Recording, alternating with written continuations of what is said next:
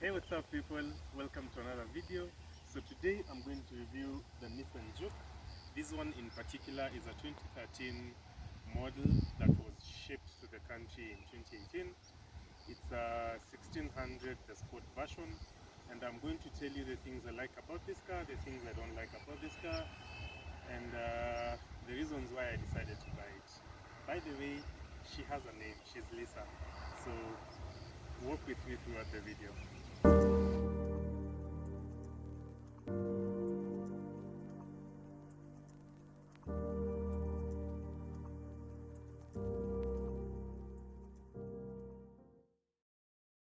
Nissan Juke is a 5-door sport subcompact crossover SUV produced by the Japanese car manufacturer Nissan since 2010. It comes in two layouts: one, front engine front wheel drive, and two, front engine all-wheel drive. The name Juke means to dance or change directions, demonstrating agility, which was derived from the word jukebox. In China, the Nissan Juke is known as Nissan Infiniti ESQ. So the Juke has a petrol engine and a diesel engine. The diesel engine is just one trim. It's a 1.5L Renault K9K i4. Renault and Nissan had a collaboration back in 92 where they did several model segments together, and the Nissan Juke was in the B segment. So it's a transmission 5-speed manual and a 6-speed manual. And then there are 4 petrol engine types: the 1.5 liter HR15DE i4, the 1.6 liter HR16DE i4, like this one, the 1.6 liter MR16DDT i4 turbo, and then the Juke R, which is a V6 twin turbo 3.8 liter VR38DETT. So the transmission is either a 5-speed manual or a 6-speed manual, or a Xtronic CVT like this one. And the 4th transmission type is a 6-speed dual clutch automatic for the Juke R. So the wheelbase is 2530 millimeters, that is 99.6 inches. The length is 4125 to 4135 millimeters, that is 162.4 to 162.8 inches. The width is 1765 millimeters, that is 1765 millimeters, which is 69.5 inches. The Juke's height is 1565 to 1570 millimeters, that is 61.6 inches to 61.8 inches. And the Juke weighs in between 1321 to 1456. I had mine weighted, it weighed in at 1402, that is 1.4 tons. So this car that we are reviewing here is a 2013 Nissan Juke Tekna 1.6. The base engine power is rated at 188 horsepower at 5,600 RPMs and 177 pounds-feet of torque, which is 240 Newton meter of torque. It comes included with an intelligent key with push start button, and it has dual side and curtain airbags. Nissan says this does 0 to 100 km per hour in 8.2 seconds, which we are going to launch and time to prove. This car has a top speed of 180 km per hour and a consumption rate of between 7.4 liters for every 100 kilometers to 6.0 liters for every 100 kilometers, which is largely dependent on how fast you drive and the kind of terrain. The CO2 emissions are between 138 grams per kilometer to 159 grams per kilometer, which is not bad. So here are 5 things I don't like about this car.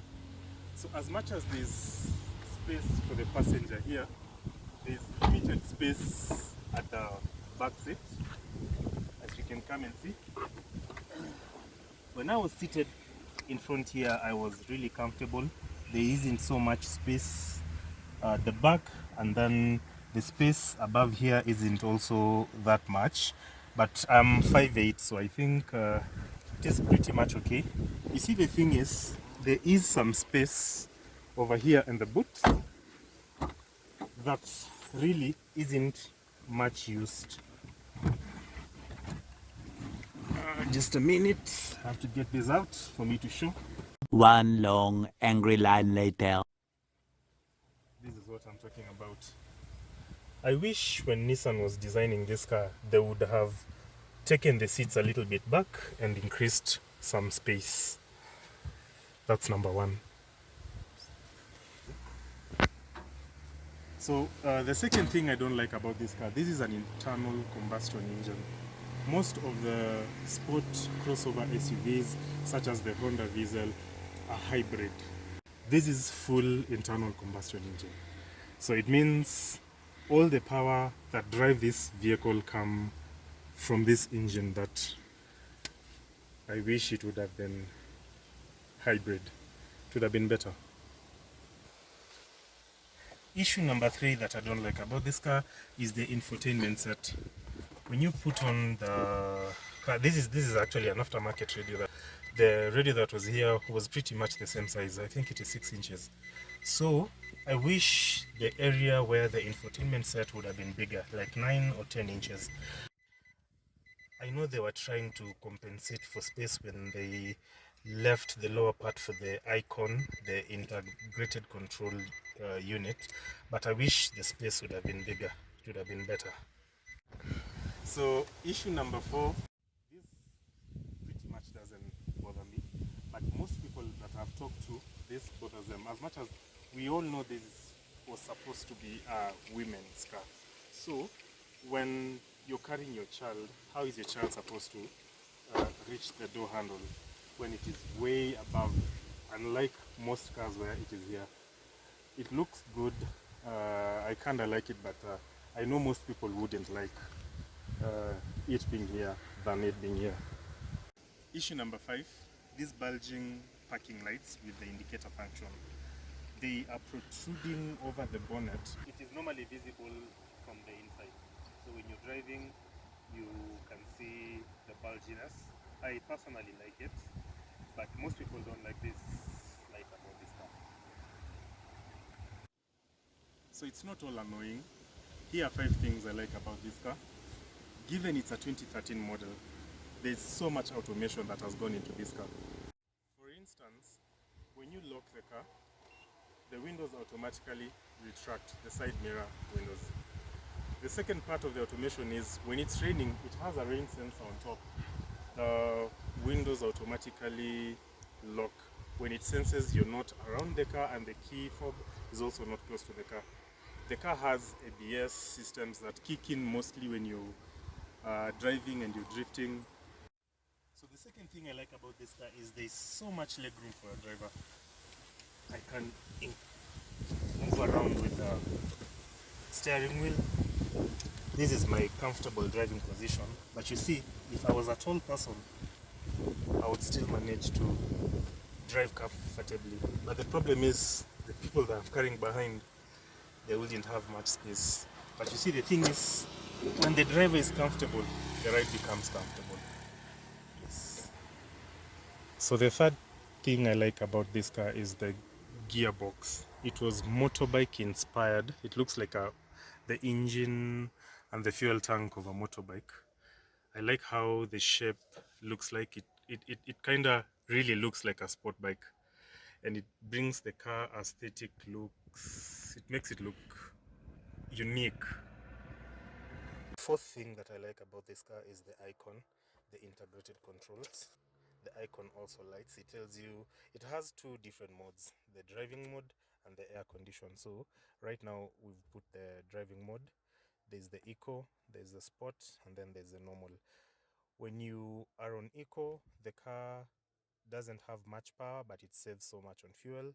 When you're on normal, that's now how the Juke was designed to operate. And when you're on sport, the car kind of changes your handling, it changes how the gear changes, it changes how the stiffness of the steering wheel to enable you to maneuver through corners, and of course it consumes much higher.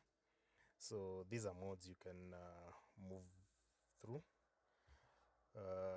The best part about it is when I'm driving on normal and I want to overtake, as soon as I put sport, it automatically changes. You could even hear the sound of the rev of the engine. So and on the normal, it has a battery meter that shows the power that is left on your battery. And when you go to the integrated control aircon mode, you see the buttons have changed. When it was on the drive mode, it's normal, sport, and eco. Now when I switch to aircon, automatically AC on off button, everything comes where you can control at the same time. The steering column instrumentation cluster features a tachometer, a speedometer, and a small display in between them that displays real-time fuel efficiency, odometer, and trip odometer. So another reason why I like this car is the ground clearance. For this car, we have a 16-inch 215 65 the dimension of the tire, and you can see the ground clearance. The standard, it comes with a 17-inch rim, and you can do 18 or 19 as long as the dimensions of the tire are a little slimmer. But as you can see, the ground clearance is good, so the bumpiness of the road and the potholes, we managed to maneuver nicely.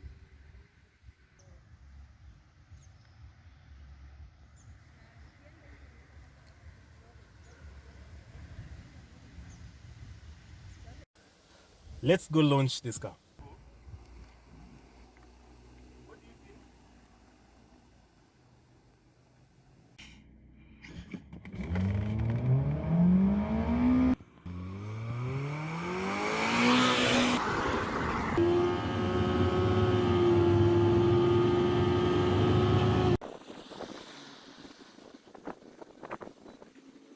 Little longer than a few minutes later.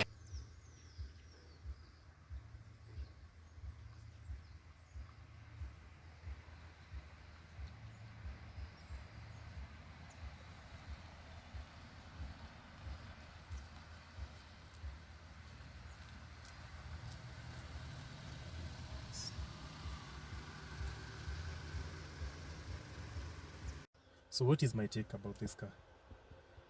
This is one of those cars, you either love it or you hate it. There is no in between.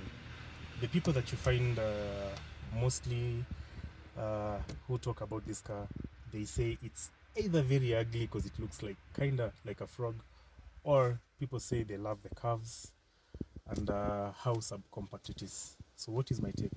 I love this car, and I would say it's a very good car. It serves me right, and I hope this video is enlightenment enough to people who are willing to buy this car.